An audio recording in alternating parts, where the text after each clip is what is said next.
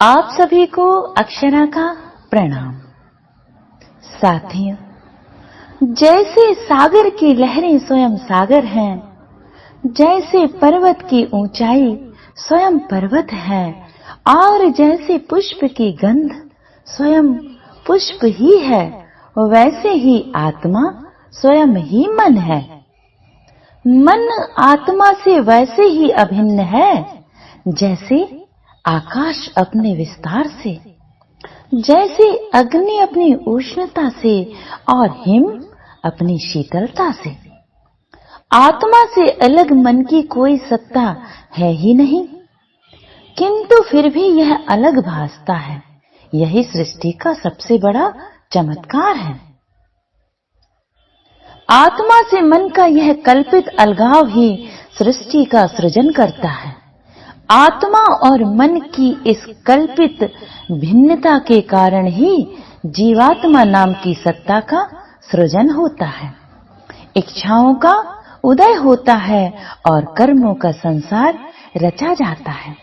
और फिर इस कर्मों के संसार में जीवात्मा स्वयं को उलझाकर बंधन का आभास करता है, किंतु यह बंधन झूठा है, क्योंकि इस बंधन का आधार मन है और मन तो स्वयं ही झूठा है।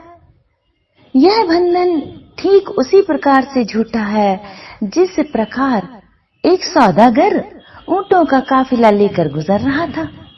रात्रि में उसे कहीं ठहरना पड़ा। उसने सारे ऊंटों को रस्सी से बांध दिया, परंतु एक ऊंट को बांधने के लिए रस्सी कम पड़ गई। सौदागर परेशान था।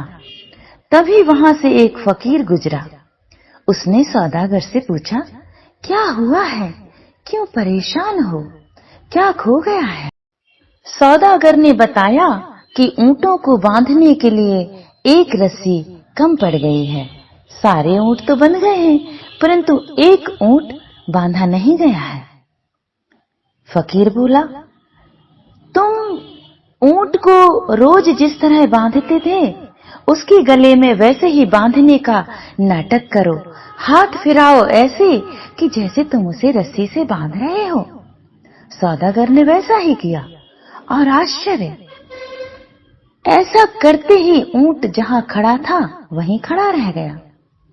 अब दूसरी सुबह जब ऊंटों को चलने के लिए खोला गया तो सारे ऊंट तो चल दिए, परंतु वह ऊंट जिसे झूठ मूठ की रस्सी से बांधा गया था, वह चलने को तैयार ना हुआ।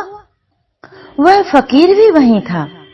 सौदागर ने उससे पूछा, आखिर यह ऊंट चलने को तैयार क्यों नहीं है, जबकि इसे झूठ मूठ की रस्सी से बांधा था? यह तो बंधा भी नहीं है, फिर भी चलने तैयार नहीं है। तब फकीर ने कहा कि जिस तरह तुमने झूठ मूठ की रस्सी से उसको गले में हाथ फेर कर बांधा था, उसी तरह हाथ फेर कर ऐसा नाटक करो कि जैसे तुम उसके गले की रस्सी खोल रहे हो। सौदागर ने ऐसा ही किया, और यह क्या, ऊंट तुरंत चलने तैयार हो गया। साथियों, हमारे बंधन भी ऐसे ही हैं। वास्तव में हमें कोई बंधन है ही नहीं, सारे बंधन माने हुए हैं। हम तो सदा सर्वदा मुक्त हैं, लेकिन हमारी हालत वैसी ही है कि एक कमरे में निकलने के लिए हम चारों ओर दीवारों से सर टकरा रहे हैं, और दरवाजा जो कि खुला ही हुआ है उसकी तरफ हमारा ध्यान भी नहीं जा रहा। साथियों, जिस तरह हम कहीं भी रहें, हमारे वतन की मिट्टी हमें सदा पुकारती रहती है, उसी प्रकार हमारा असली वतन, हमारा असली घर हमें सदा सदा आवाज देता रहता है। वही आवाज हमारी दिशा को उसकी तरफ मोड़ देती है। वही आवाज हमें व्याकुल कर देती है कि चलो लौट चलें अपने देश, चलो अब लौट चलें अपने स्वदेश।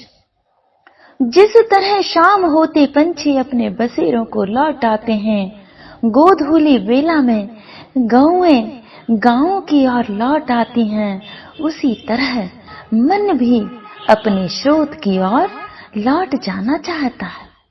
वह स्रोत आत्मा है। मन आत्मा का ही स्पंदन है। मन उस भटके हुए बच्चे की तरह है जो मेले में अपनी माँ से बिछड़ गया है। अब यह मन यहाँ से वहां दौड़ रहा है, भाग रहा है, भटक रहा है। वह तो अपना स्रोत खोज रहा है, लेकिन हमने उसकी प्यास को समझा ही कहाँ है। हमने तो उसे दुष्ट कहा, पापी कह दिया, जबकि वह बेबसी थी। उसकी मजबूरी के कारण भटक रहा था, ढूंढ रहा था अपने बिछड़े स्रोत को, इसलिए भटक रहा था। जहां से वह बिछड़ा था वह आनंद का स्रोत था। अनंत आनंद का झरना वहां बह रहा था। वही खोज रहा था मन। क्या खोज रहा था? अनंत आनंद का स्रोत। मन तो महाराजाधिराज है।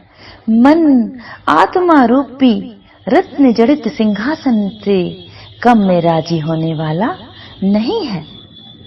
जिस तरह समुद्र से वाष्पित होकर जल बरसकर नदी बन जाता है, फिर वह नदी वापस समुद्र में मिल जाना चाहती है, वैसे ही आत्मा से पैदा हुआ मन पुनः आत्मा में लीन हो जाना चाहता है। मन का स्रोत आत्मा है और मन की मंजिल भी आत्मा ही है।